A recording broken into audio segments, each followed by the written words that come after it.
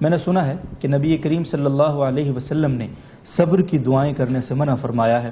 اس بارے میں وضاحت فرما دیں۔ جی، یہ بات درست آپ نے سنی ہے۔ ترمذی کی روایت ہے کہ ایک شخص آیا اور اس نے دعا کی، اللہم انی اسألک الصبر،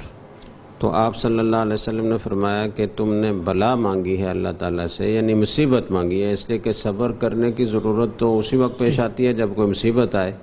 تو تم پر اگر کوئی مصیبت آئی ہوئی نہیں ہے اور تم صبر کی دعا کر رہے ہو تو اس کا مطلب یہ ہے کہ کوئی مصیبت نازل ہو پھر مجھے اللہ صبر دے، تو یہ ٹھیک نہیں ہے۔ اللہ سے عافیت مانگو۔ لیکن اگر کوئی مصیبت آ گئی ہے، کوئی آدمی کسی ابتلا میں مبتلا ہو گیا ہے، تو پھر صبر کی دعا کرنا یہ کوئی بات نہیں ہے، یہ اللہ کی طرف رجوع ہے اور اللہ سے مدد طلب کرنا ہے اور فضیلت کی بات ہے، اور انبیاء علیہ السلام اور صحابہ کرام کا طریقہ ہے۔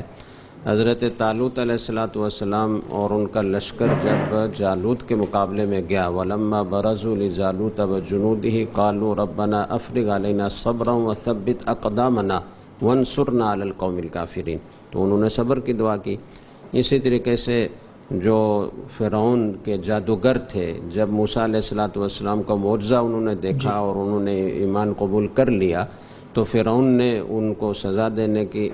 ٹھانی، تو انہوں نے یہ کہا کہ تم جو ہم سے انتقام لے رہے ہو یہ صرف اس لیے لے رہے ہو کہ ہم اپنے رب پر ایمان لائے، اپنے رب کی آیات پر ایمان لائے۔ پھر انہوں نے بھی اس موقع پر یہ دعا کی، ربنا افرغ علینا صبرا وتوفنا مسلمین، اے اللہ ہمیں صبر عطا فرما اور ہمیں مسلمان ہونے کی حالت میں موت عطا فرما۔